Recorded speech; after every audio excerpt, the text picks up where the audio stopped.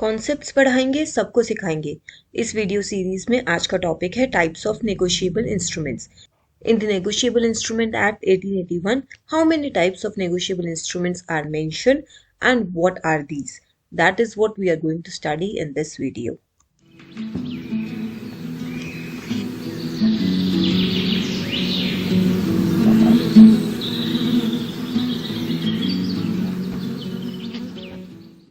Hello friends, welcome to iExamB's Law Channel Legal B.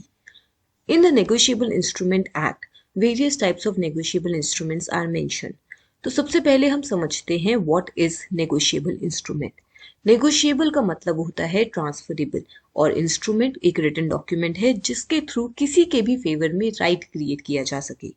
Therefore, negotiable instrument is a piece of paper which entitles a person to a certain sum of money and which is transferable from one to another by delivery or by endorsement and delivery. Now we have divided the negotiable instrument into two categories. One is negotiable by statute and another is negotiable by custom or usage. Negotiable by statute, statute का मतलब law, that means negotiable instrument act में कितने type के mention है.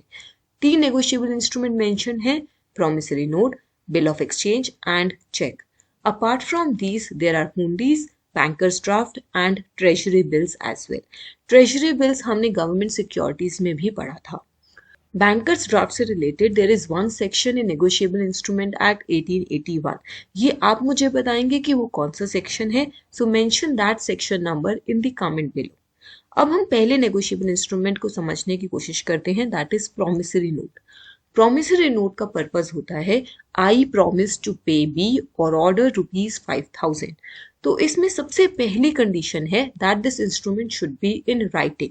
ना तो ये bank note है ना ही ये करेंसी नोट है, and it should be in writing. It should contain N unconditional undertaking. ऐसा नहीं होना चाहिए आई प्रॉमिस टू पे बी और order ₹5,000 when he attains the age of 18 years or when he marries C or any other condition. अगर condition लिखी हुई है तो वो प्रॉमिसरी नोट नहीं है.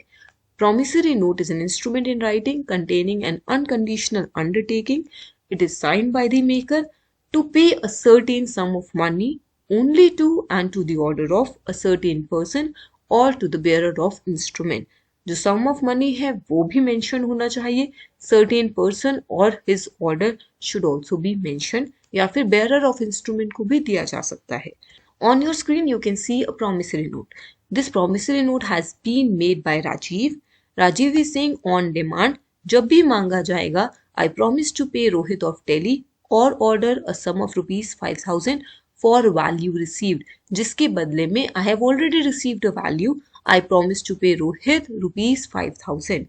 Since Rajiv has made this promissory note, he is the maker of the promissory note. He is going to pay the amount. He is the payer. Rohit is going to receive the amount. He is the payee. तो एक promissory note में दो parties होती हैं. The second type of negotiable instrument is bill of exchange. Bill of exchange is also an instrument in writing containing an unconditional order signed by the maker directing a certain person to pay a certain sum of money only to or to the order of a certain person or to the bearer of instrument.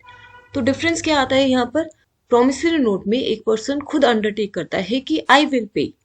Bill of exchange में जो maker है bill of exchange का वो किसी और person को direct करता है to pay a certain sum of money only to or to the order of a certain person.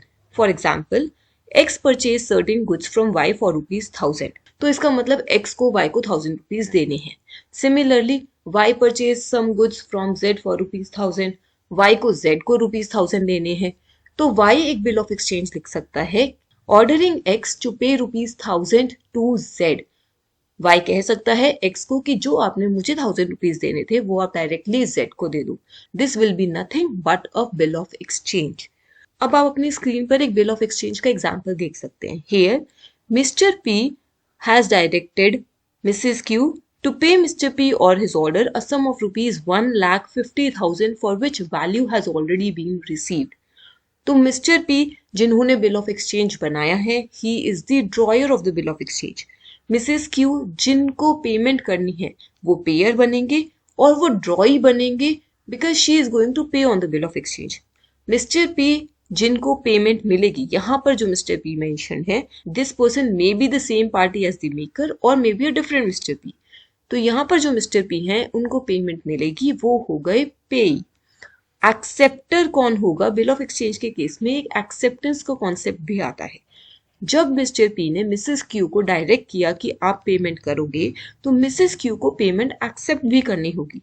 Therefore, the person who is going to accept the payment is the acceptor. Mrs Q यहाँ पर acceptor हुई। तो bill of exchange में तीन parties होती हैं, एक तो drawer of bill of exchange, drawee of bill of exchange, drawee ही एक्सेप्टर होता है, ड्रॉई ही पेयर होता है, and the third one is payee of the bill of exchange, जिसको पैसा मिलेगा। Let's move to the third negotiable instrument, that is cheque. A cheque is a bill of exchange. तो एक बिल ऑफ एक्सचेंज में three parties होती हैं, check में भी थ्री पार्टीज होती हैं, बट एक पार्टी हमेशा बैंक होती है। वो कौन सी पार्टी है? जिसने बिल ऑफ एक्सचेंज में पेमेंट को एक्सेप्ट किया था। यहाँ पर bank is the payer, bank is the drawee, bank is the acceptor. Cheque के केस में हम एक्सेप्टर का सिनारियो नहीं बोलते, बिकॉज चेकबुक बैंक ही इशू करता है, तो जब चेक काटा जाएगा तो bank is already accepted to the payment, provided there are due funds और वो एक्सेस ऑफ लिमिट में ना हो। So check is a bill of exchange which is drawn on a specified banker, not expressed to be payable otherwise than on demand, and it includes the electronic image of a truncated check and a check in electronic image. तो ये सब आपके check हुए। अब check different types के होते हैं। First is bearer check, जिस पर और बेयरर वर्ड्स प्रिंटेड हों या फिर कैंसल्ड नहीं हो, उसको बोलते हैं बेयरर चेक। मतलब whoever is bearing that cheque, he can come to the bank and demand for payment. Then the order check. Order check वो चेक होता है जिसपे या तो और बेयरर वर्ड्स कटे हुए हों या फिर और ऑर्डर वर्ड्स लिखे हुए हों। Third one is crossed cheque. Cross cheque वो चेक होता है जिसके टॉप लेफ्ट कॉर्नर में दो पैरेलल लाइंस ड्रॉन हो, विच मीन्स इस चेक के अगेंस्ट कैश पेमेंट नहीं होगी, दिस इज अकाउंट पेई ओनली। जो भी फंड्स इस कैश में मेंशन है वो एक अकाउंट से दूसरे अकाउंट में ही क्रेडिट होंगे, they won't be paid out in cash form. यहाँ पर नॉट नेगोशिएबल अकाउंट पेई ओनली भी लिखा हो सकता है, बट अगर दो पैरेलल लाइंस ड्रॉन है that means that is account पेई only. You can see the specimen of order check and bearer check on your screen. If these or bearer words are cancelled out, then this is an order check. Otherwise, this is a bearer check. अगर दो parallel lines drawn होंगी तो ये एक crossed cheque हो गया। Crossing भी दो टाइप्स की होती है, general crossing, special crossing, that we will discuss in some other conceptual video. तो अब हमने ये पढ़ लिया कि हमारे तीन टाइप के नेगोशिएबल इंस्ट्रूमेंट्स मेंशन है नेगोशिएबल इंस्ट्रूमेंट एक्ट 1881 में। In the beginning I asked you a question. एक सेक्शन है नेगोशिएबल इंस्ट्रूमेंट एक्ट में जो बैंकर्स ड्राफ्ट से रिलेटेड डिस्कस करता है। Mention with section is that, what is mention in that section, in the comment below. Subscribe to our channel to stay in touch with such conceptual videos. Have a basic conceptual understanding of various topics. Don't forget to click the bell icon. You can also reach out to us on this number, on this email ID, या फिर आप हमारी website भी visit कर सकते हैं। At iExamBee, we help you prepare 50% faster. Thank you.